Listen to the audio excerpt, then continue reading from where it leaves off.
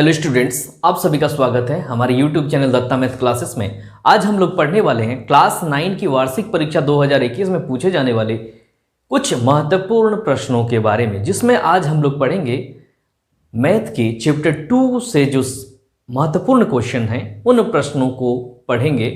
और इन प्रश्नों को पढ़ने के बाद आप अन्य प्रश्नों को, आपके एनसीईआरटी बुक के अन्य प्रश्नों को भी काफ़ी आसानी से सॉल्व कर पाएंगे। यहाँ पे हम लोग कुछ इंपॉर्टेंट क्वेश्चन को पढ़ने के साथ साथ इस चैप्टर के बारे में भी डिस्कस करेंगे। इसीलिए ये वीडियो देखने के बाद आपको काफ़ी आसानी होगी अन्य प्रश्नों को सॉल्व करने। तो ध्यान से वीडियो को अंत तक देखिए।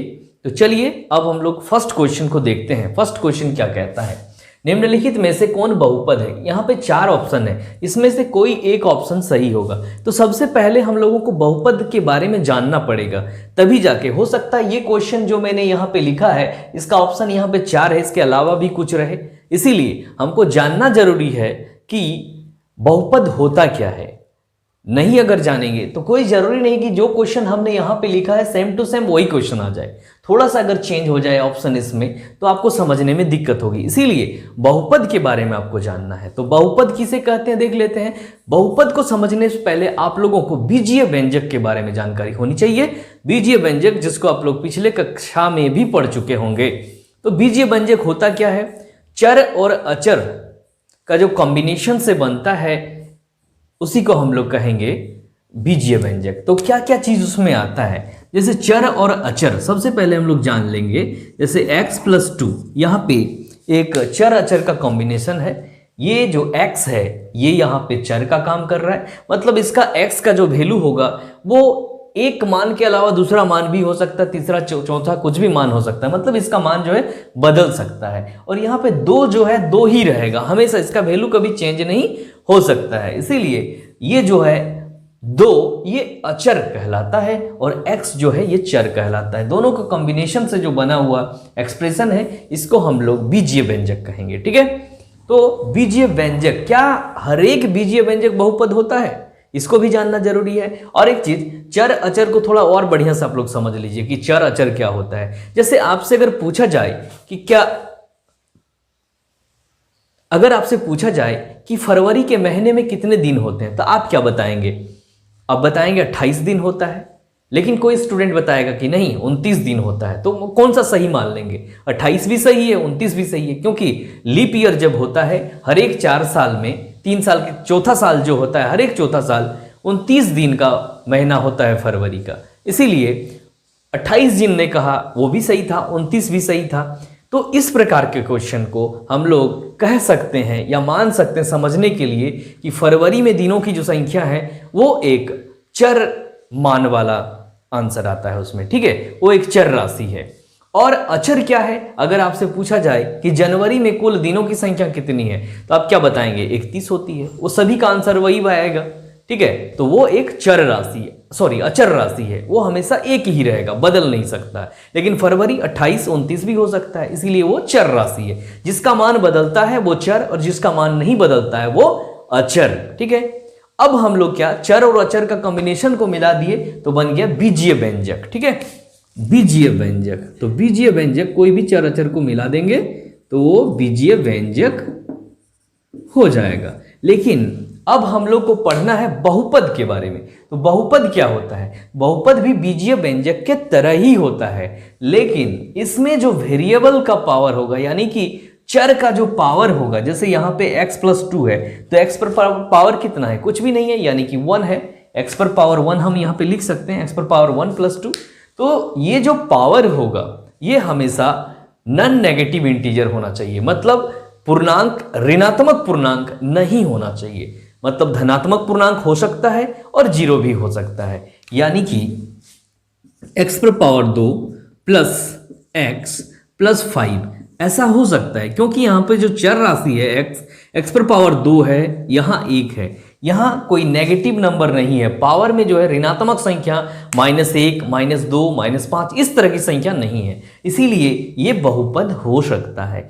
तो क्या ये अगर बहुपद है x⁻² + 5, क्या ये बहुपद होगा? नहीं, ये बहुपद नहीं होगा। क्यों? क्योंकि जो चर राशि है उसके पावर में ऋणात्मक संख्या है और ऋणात्मक संख्या रहने पर वो बहुपद नहीं होता है। और क्या किस किस कंडीशन में बहुपद नहीं होता है? तो मैंने कहा कि कोई भी बीजीय व्यंजक को बहुपद तब कहेंगे जब चर राशि, जो भी उसमें चर राशि होंगे, उसके पावर में, उसके घात में जो नंबर होंगे वो ऋणात्मक पूर्णांक नहीं होनी चाहिए। ठीक है, मतलब -1, -2, -3 इस तरह की संख्या नहीं होना चाहिए, और भिन्न भी नहीं होना चाहिए, 1/2, 1/3 इस तरह के संख्या भी नहीं होना चाहिए। ठीक है, तो उसमें होगा क्या क्या? तो जैसे 0 हो सकता है, 1, 2, 3, 4 इस तरह की संख्याएं हो सकती है। ठीक है, तो अब और एक एग्जाम्पल ले लेते हैं, y + √y, क्या ये बहुपद होगा? √y का मतलब क्या होता है? y पर पावर 1/2, यानी कि इसको अगर आगे बढ़ाएंगे तो y + 1/y पर पावर 1/2। अब 1/2 फ्रैक्शन आ गया, भिन्न हो गया, इसीलिए ये भी बहुपद नहीं होगा। ठीक है, तो बहुपद के बारे में आप लोगों को अब तक समझ में आ गया होगा। अब हम लोग देख लेते हैं फर्स्ट क्वेश्चन को। फर्स्ट क्वेश्चन क्या कहता है? निम्नलिखित में से कौन बहुपद है?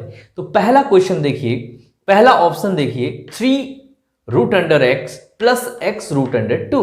तो फर्स्ट में ही हम लोग देखते हैं, यहां x में रूट लगा हुआ है। अगर x में रूट लगा हो तो इसका मतलब x पर पावर आधा हो गया, 1/2 हो गया। और जब भी 1/2, 1/5, 1/10 या 10/10, 10/12 कुछ इस तरह का नंबर रहे चर के पावर में, तो हम लोग कहेंगे ये बहुपद नहीं है, यानी कि पहला ऑप्शन कैंसिल।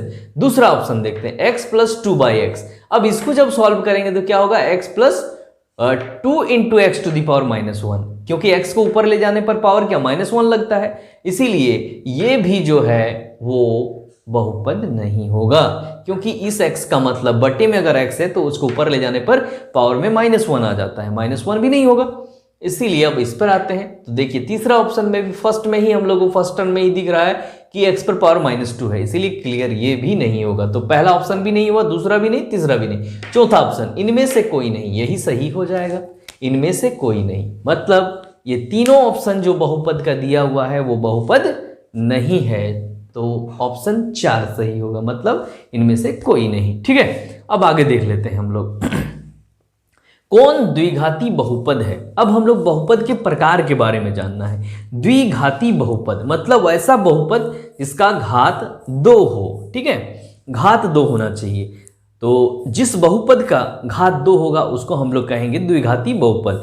अगर जिस बहुपद का घात 1 होगा उसको हम लोग कहेंगे रेखिक बहुपद, और 3 होगा तो त्रिघाती बहुपद। ठीक है, इस प्रकार से नामकरण बहुपद का किया गया है। तो हम लोग को देखना है द्विघाती बहुपद। अब हम लोग का कोई भी एक बहुपद अगर दिया हो तो उसमें हम लोगों को देखना है कि जो चर राशि है उसका हाईएस्ट पावर कितना है। ठीक है, जैसे कि इस क्वेश्चन में हम देख रहे हैं कि यहाँ पे x³ + x लिखा है, तो जिसमें x का इसमें पावर 1 है और इसमें 3 है, तो हाईएस्ट पावर 3 हो गया, मतलब ये त्रिघाती बहुपद हो गया। लेकिन हमको चूज क्या करना है, क्या टिक करना है? द्विघाती बहुपद को। इसीलिए हम लोग क्वेश्चन नंबर 2 को देखेंगे, x² + x। तो ये देखिए इसमें पावर 1 है, इसमें 2 है, तो हाईएस्ट पावर 2 हो गया।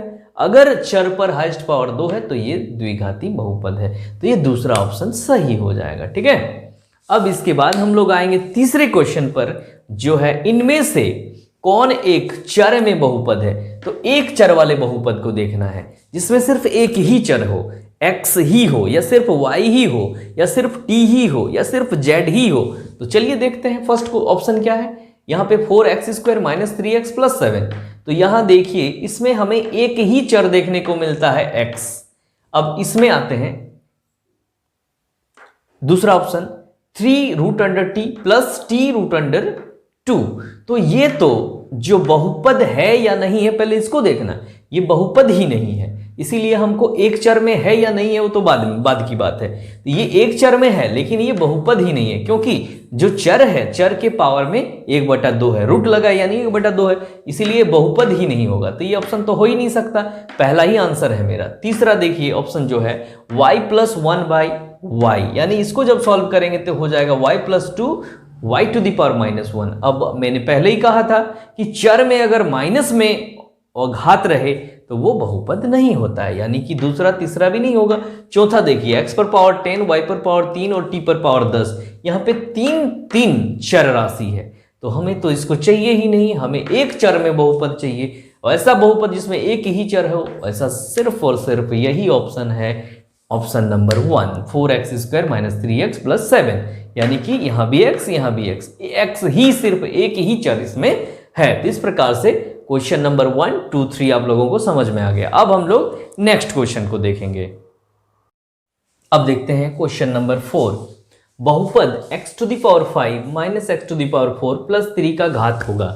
तो मैंने पहले ही कहा कि घात कैसे देखते हैं हम लोग, जो भी बहुपद दिया होगा उसमें से जो चर वाले टर्म है, यानी कि इसमें x⁵ - x⁴ यही दो टर्म है जो चर है। इसके पावर में क्या है, इसमें 4 है, इसमें 5 है, तो सबसे ज्यादा जो पावर है उसी को देखना है। तो सबसे ज्यादा 5 है पावर में, तो यही इसका घात हो जाएगा। ठीक है, तो ऑप्शन देखिए, 5 है पहला, फिर 4 है, फिर 3 है, फिर 1 है, तो क्या हो जाएगा, पहला। ठीक है, फिर दूसरा क्वेश्चन देखते हैं, क्वेश्चन नंबर 5, बहुपद 2 - x⁴ प्लस x में x² का गुणांक क्या है। तो गुणांक का मतलब होता है कि जो भी चर का टर्म दिया हुआ होगा, जैसे यहां पे लिखा है x² का गुणांक, तो x² के साथ कौन सा नॉमरिकल वैल्यू मल्टीप्लाइड किया गया है।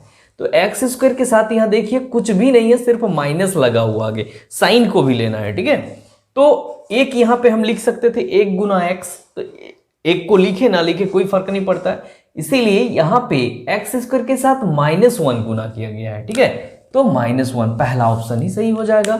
इस तरह से अगर मान लीजिए और एक दूसरा एग्जांपल हम ले लेते हैं यहाँ पे, x² + 5x + 3। अब इसमें आपको अगर पूछा जाए कि x का गुणांक क्या है, तो यहां देखिए इस टर्म में हम लोग आ जाएंगे, इसमें इसके आगे क्या लगा है, प्लस, तो प्लस को हम लोग लिखे ना लिखे कोई फर्क नहीं पड़ता, छोड़ देंगे।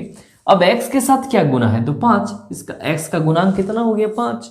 अगर यहाँ पे माइनस रहता तो x का गुणांक कितना होता, -5 होता। ठीक है, इस प्रकार से कोई भी क्वेश्चन का गुणांक हम लोग निकाल सकते हैं। नेक्स्ट क्वेश्चन, 35 घात का द्विपद बहुपद।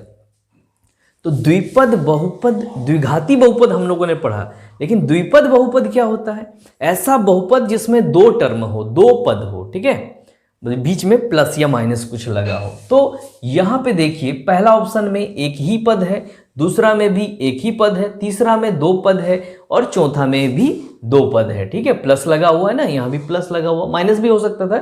तो तीसरा या चौथा ऑप्शन में से कोई एक सही होगा। अब हमें क्या देखना है, 35 घात का, तो 35 घात किस में है, इसमें तो 25 है, इसमें 35 है, इसीलिए तीसरा ऑप्शन सही होगा। ठीक है, अब अगला क्वेश्चन, क्वेश्चन नंबर 7, बहुपद px = 2x + 1 का शून्य क्या होगा। तो कोई भी बहुपद का शून्य क्या होता है कि उसमें जो चर होता है उस चर के बदले कौन सा मान हम रखेंगे कि पूरे बहुपद का मान शून्य हो जाए। तो यहां पे जो पूरा बहुपद है वो क्या है, 2x + 1, तो x का मान हम क्या यहां पे रखेंगे कि 2x + 1 0 हो जाएगा। ठीक है, 2x + 1 0 हो जाएगा। तो 2x + 1 0 कैसे होगा, चलिए सॉल्व कर लेते हैं। तो 2x = -1 हो जाएगा, यानी कि x = -1/2 हो जाएगा। तो -1/2 चौथा ऑप्शन में है, यही आंसर हो जाएगा। ठीक है, इस प्रकार से आप लोग सॉल्व कर सकते हैं। अब देखेंगे क्वेश्चन नंबर 8 को, x = 1 पर px = 5x² - 3x + 7 का मान क्या होगा। ठीक है, तो यहां पे x का मान अगर 1 रखेंगे तो px का मान क्या होगा ये बताना है। तो चलिए एक बार क्या करते हैं, नीचे px को लिख ही लेते हैं। तो px क्या दिया हुआ है, 5x² - 3x + 7। अब क्वेश्चन क्या कहता है कि x के बदले आप 1 रख दीजिए, जहां पे x होगा वहां पे 1 रख दीजिए। तो देखते हैं, 5 × 1 का स्क्वायर - 3 × 1 + 7 हो जाएगा। अब 1 का स्क्वायर मतलब 1 ही होता है, 5 × 1 कितना हो जाएगा, 5, -3 × 1 3 ही होगा, +7। अब देखिए 7 और 5 12 - 3, 12 में 3 माइनस करेंगे तो 9।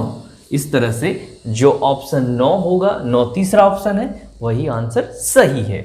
अब अगला क्वेश्चन देखते हैं, क्वेश्चन नंबर 9 को। इसमें क्या कहा गया है, x³ + 3x² + 3x + 1 को x + 1 से भाग देने पर शेषफल क्या होगा। तो देखिए इस क्वेश्चन को भाग देना है, अगर हम भाग देंगे तो क्वेश्चन काफ़ी बड़ा हो जाएगा।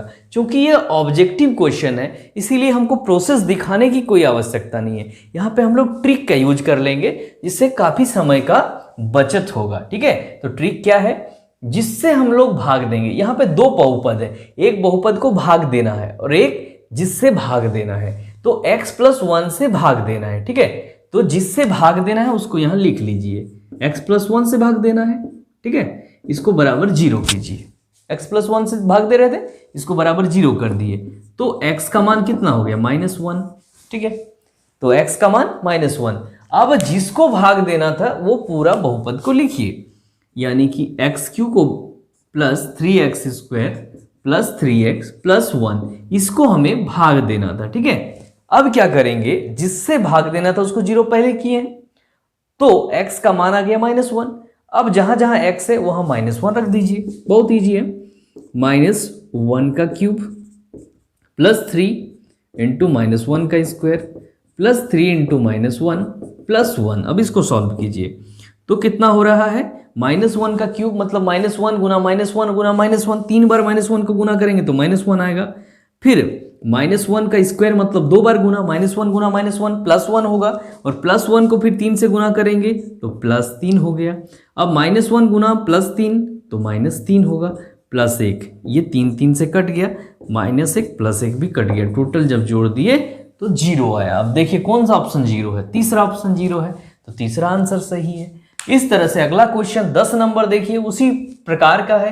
यदि x-1 px = 4x³ + 3x² - 4x + k का एक गुणनखंड है तो k का मान, यहाँ पे k लिख दिया गया है, तो बोल रहा है अगर x-1 इसका गुणनखंड है तो k का मान क्या होगा। अब देखिए कोई भी बहुपद अगर दूसरे बहुपद का गुणनखंड होता है तो जब उस बहुपद से उसको भाग दिया जाए तो रिमाइंडर 0 आ जाएगा, मतलब शेषफल 0 आ जाएगा। ठीक है, तो यहां पे हम लोग इसी ट्रिक का यूज करेंगे जो क्वेश्चन नंबर 9 में यूज किए हैं। तो जिससे हम भाग दे रहे हैं, किससे भाग दे रहे हैं, x-1 से भाग दे रहे हैं, तो क्या करेंगे, x-1 को 0 कर देंगे, तो x का मान कितना आ जाएगा, 1। अब जो x का मान 1 आया इसको इस पूरे बहुपद में रख देना है और बराबर 0 कर देना है। ठीक है, तो 4x³ + 3x² - 4x + k बराबर 0 कर देंगे। ठीक है, अब आगे क्या करना है, जहां पे x है वहां पे 1 रख देना है, तो 4 गुना 1 का क्यूब +3 गुना 1 का स्क्वायर -4 गुना 1 + k बराबर 0। अब इसको जब सॉल्व करेंगे तो क्या हो जाएगा, ये 4 ये 3 ये 4 ये +k बराबर 0। जब सॉल्व करते हैं तो 4 में 4 कट गया, मतलब 3 क्या चीज आ गया, 3 + k बराबर 0, यानी कि k बराबर -3, तो इसीलिए k के बदले क्या होना चाहिए था, -3। अब चौथा ऑप्शन जो है -3 है। ठीक है, तो इस तरह से क्वेश्चन आप लोगों को पूछा जा सकता है। अब हम लोग देखेंगे कुछ और क्वेश्चन को।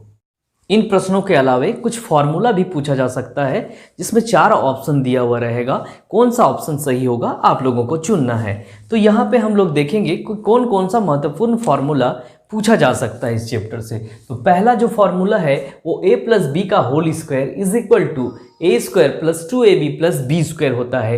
ये हो सकता है कि a + b का होल स्क्वायर का मान क्या होगा, और नीचे 4 ऑप्शन रहे तो आपको चूज करना पड़ेगा जो सही मान है उसका। ठीक है, तो उसको आप लोग चूज कर लेंगे। ठीक है, यहाँ पे हो सकता है कि यहाँ पे मैंने a और b लिया है, वहाँ पे x और y, a के बदले x और b के बदले y दिया हुआ रहे, या कुछ और भी नोटेशन यूज किया जा सकता है। ठीक है, अब a - b का होल स्क्वायर उसी प्रकार a² - 2ab + b² है, a² - b² = a + b into a - b। यहाँ a के बदले x और b के बदले y भी लिया जा सकता था, क्वेश्चन में ऐसा भी हो सकता है, तो आप लोग कंफ्यूज ना करें, फॉर्मूला वही है x + a into x + b। अगर ऐसा रहे तो आप लोगों का जो सही फॉर्मूला जो है वो x² + a + b into x + ab, फिर a + b का whole cube a² + b² + 3a² b + 3ab², a - b का whole cube a³ - b³ - 3a² b + 3ab², और एक फॉर्मूला है a + b + c का whole square = a² + b² + c² + 2ab + 2bc + 2ca। इस प्रकार से हम लोग कुल इन 7 फॉर्मूलों को यहाँ पे लिखे हैं। ये भी काफ़ी इम्पॉर्टेंट है, इस क्वेश्चन को भी पूछा जा सकता है ऑब्जेक्टिव क्वेश्चन के रूप में। इसीलिए ये क्वेश्चन और इसके अलावा जो क्वेश्चन मैंने बताया उन सभी का प्रैक्टिस आप लोग बार बार करें, और आपके एनसीईआरटी बुक में जो इस बार का सिलेबस है उसका भी रिवीजन कीजिए, तो काफ़ी आसानी से आप लोग कर पाइएगा। और उनमें से कुछ ये इम्पॉर्टेंट क्वेश्चन था जिन्हें मैं आप लोगों तक बताने का कोशिश किया हूँ। तो चलिए वीडियो को यहीं पे ख़त्म करते हैं। अगर वीडियो अच्छा लगा हो तो इसे लाइक करें और हमारे चैनल को ज़रूर सब्सक्राइब कर लें। Thank you.